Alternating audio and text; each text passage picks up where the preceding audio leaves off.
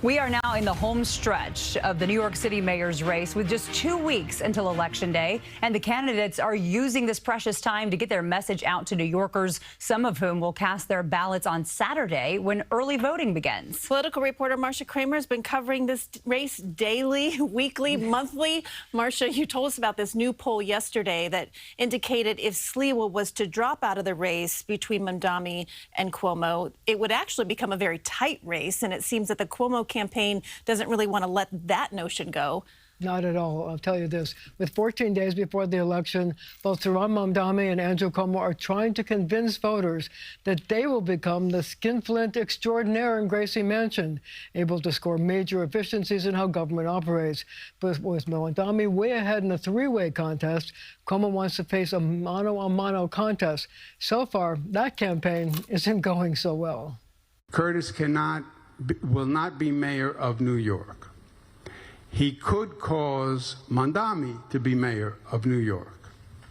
Those are his options. Under the heading of "You can't fault the guy for trying," Andrew Cuomo tried again to convince Republican Curtis Sliwa that he should quit the race. It's not about you, Curtis. It's not about me. It's not about Mayor Eric Adams. It's not about any of us. It's about New York City. But Sliwa wasn't budging. His candidacy bolstered by the support of the 5 Republican county chairmen who say he should stay in the race because party loyalists will not back the former governor. Republicans should not have to clean up the mess Andrew Cuomo and the Democrats created, and we will not allow the political class to interfere with voters or hijack our ballot, the chairman said in a statement. Sliwa says he's in it to win it and went after the former governor, who at times has been accused of running a lackluster campaign. I don't see any sign of a Cuomo campaign other than every day ad nauseum. Sliwa must drop out or I can't win. Team Cuomo got into hyperdrive. He proposed to fix the MTA with an independent city-run construction management team, and he also launched a digital ad claiming Zohran Mamdani is a Bill de Blasio clone. Hello, it's me, de Blasio. You know, New York City's least favorite mayor. Today, I want to introduce you to my mini-me Mamdani.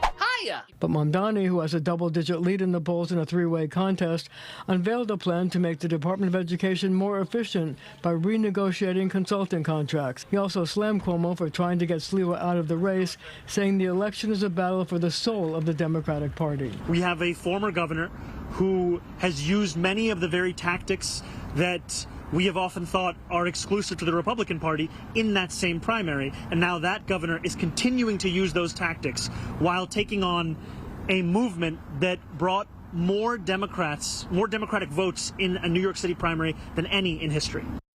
The three men are scheduled to debate each other again tomorrow, just days before early voting starts on Saturday. At 6, disgraced former Congressman George Santos weighs in on the mayor's race. In fact, he says there's no way that Curtis can win. Now, it was a very, very compelling interview. And coming up at 6, he talks about how he's not out of the woods yet legally and how he also wanted to commit suicide in his struggles in prison. Wow. 6 o'clock.